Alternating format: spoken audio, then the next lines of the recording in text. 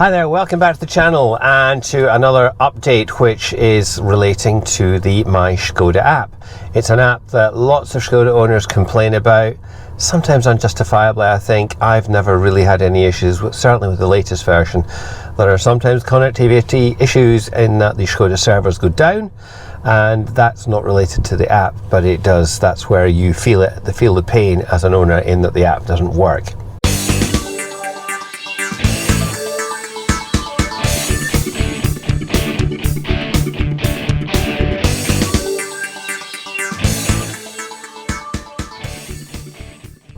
So, what have Skoda announced? Well, it's come out in the Skoda EV Lounge group on Facebook.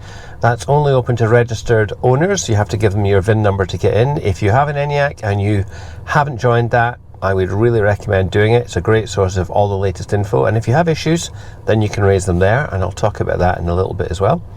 And if you aren't on Facebook, don't like Facebook, can't get on with Meta, fine, don't worry about it, I'm there.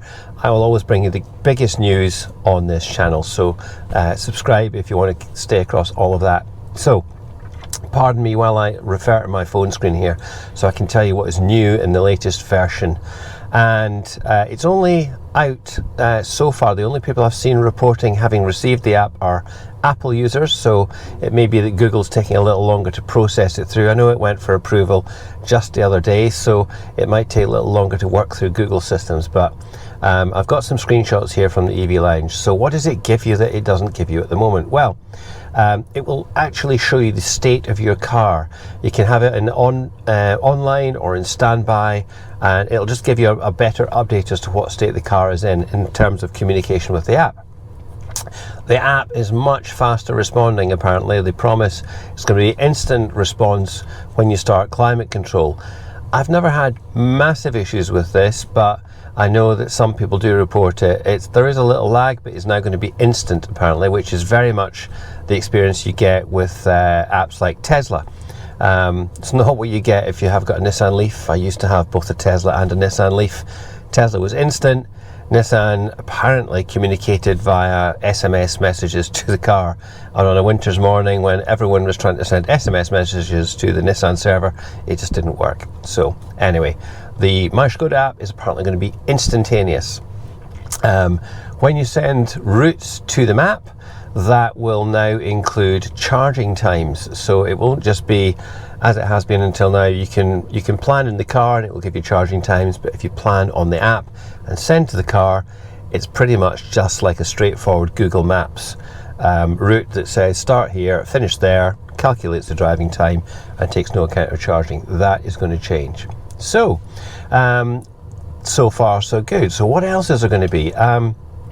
There's going to be it says exterior temperature. So when you look at the app, you will be able to see the reading of what is the outside temperature. Now, if it's really icy, you're probably going to be aware of it and you'll just enable the heating. But actually, sometimes it's not icy, but you might fancy the comfort of having the car pre-warmed, and so this will enable you to do that. You'll be able to decide whether you want to set your preheating or not.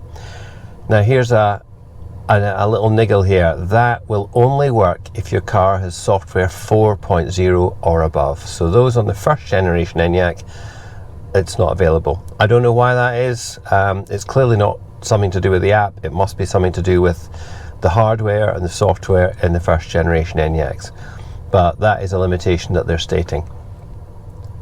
Yeah, so to recap, it's going to give you much clearer visibility of the online state of your car, because sometimes I know I have looked at the app and thought, well, that's crazy, my car's not there, and then I've noticed that actually buried away there in the top left, the car is not online, hasn't been updated for a few hours. So it'll give you that visibility up front, and you can then work out whether you want to wake the car up or not.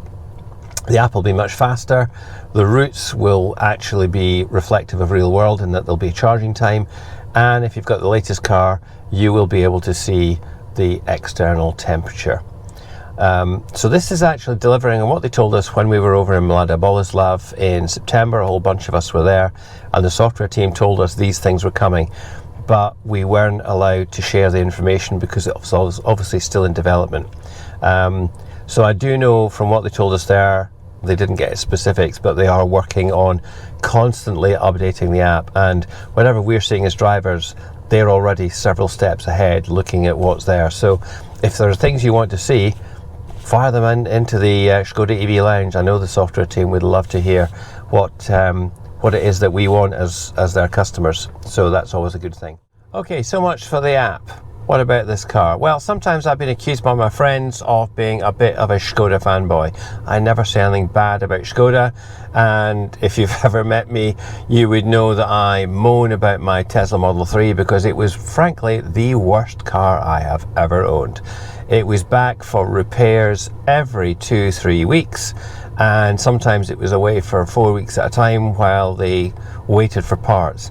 In fact, when the car arrived brand new from the factory, A, it was filthy, and B, it had faults galore. And I then waited 6 months for parts to arrive so that they could begin trying to fix those defects with the car. So it wasn't a great experience.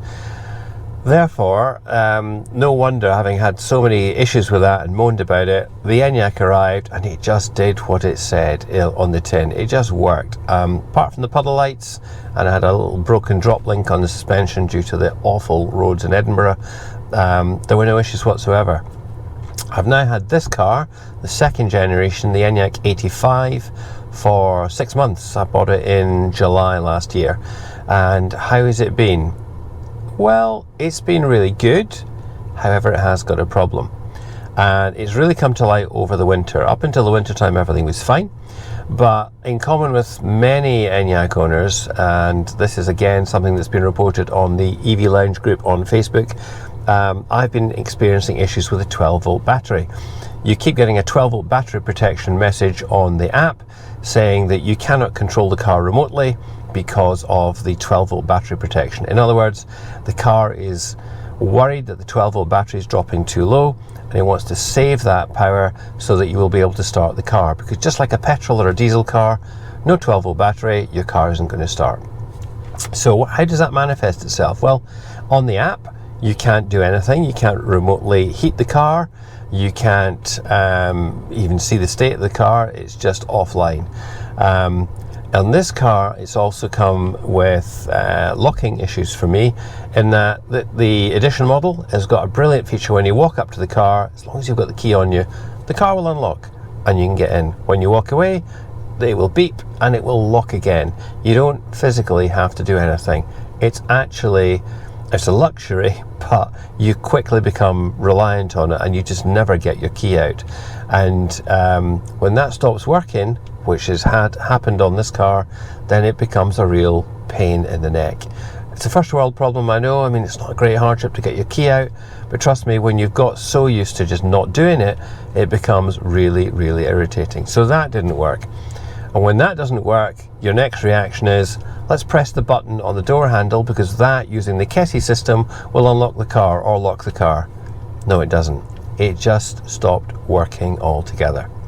So it was booked in a couple of weeks ago. It went into West End Škoda, West End Garage in Edinburgh, who I've said this before, I've been buying cars from them since off and on 2000, so 25 years now, which is quite a scary thought. They have been really good throughout that period, and they booked this car back in, just in for the day, and they were going to diagnose what was going on. Only glitch there was they've got a brilliant new system where there's a machine, a sort of self-service machine at the entrance, and so long as the outer doors are open in the garage, you can come in, you've pre-booked it, all done via text, and you drop your keys in the machine, and then off you go, and then they'll notify you later on when the car's ready. The only glitch with that was it offered me a £19.95 upgrade for a bottle of oil as part of my service. Why I need that on an electric car escapes me, but I'm told it was a glitch in the system and it shouldn't happen. Anyway, that was quite amusing, and both West End and I laughed about it. Then I got a call a couple of hours later saying there's nothing actually wrong with your car, we can find nothing wrong, the battery seems okay. And that actually makes sense, and they realised why it made sense, because what do you do when your battery's flat? Whether it's an electric car or a petrol car, you take it for a drive and it charges the 12 volt. So by the very act of driving the car to the garage to have the fault checked, I had cleared the fault.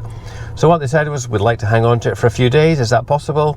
No, I needed to get home, and because we hadn't arranged it, there was no courtesy car available. So it's booked back in on the 18th of February, I think it's going back in, and hopefully it will all be checked out.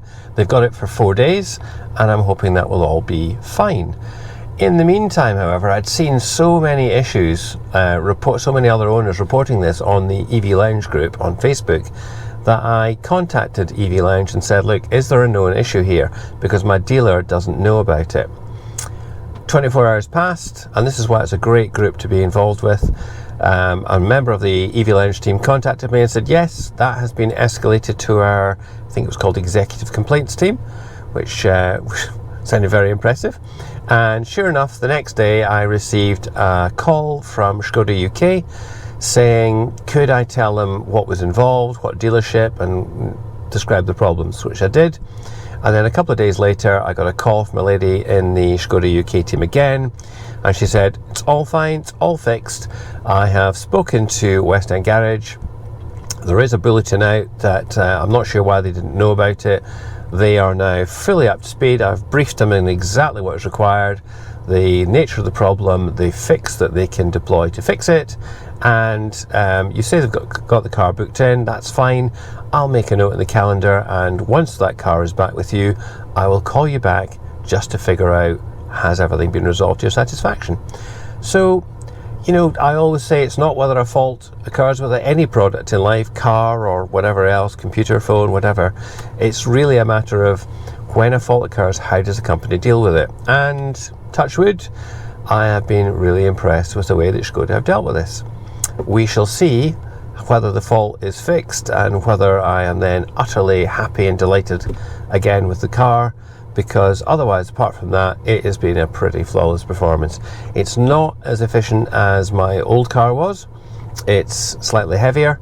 It's supposedly got the more efficient motor, and I think in the summertime I have seen much more efficient motoring, but in the wintertime I've got no heat pump, and I have seen a drop off in efficiency compared with what my old car was doing. But other than that, it is a phenomenal package, and it really is a joy to drive on long trips. I've got a couple of more long trips coming up down to England.